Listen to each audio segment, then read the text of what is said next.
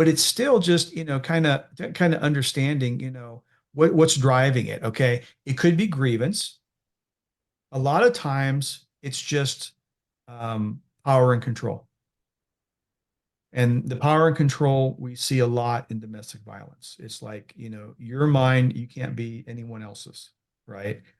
And tied to that is a lot of times low self-esteem. A lot of times that is narcissism or antisocial personality disorder. Sometimes it's just manipulative. Usually it's basically very self-centered behavior, and its violence is used to have power control over somebody else for whatever reason. It might be a grievance.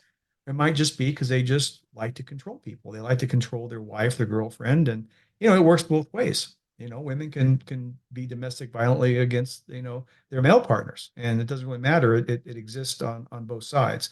Um, I think the other thing is that as the victim of domestic violence, you're isolated, right? And when you're isolated, then you're more easily influenced.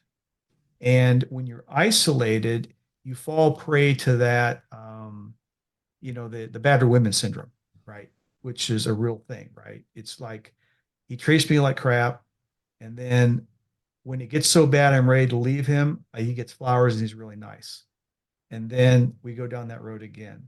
And it builds almost this very unhealthy psychological dependence on them, right? And that's what you have to break when you're doing, counseling with these people, you're talking to these people, is to realize that you got power, you got much more power and control than you think you do.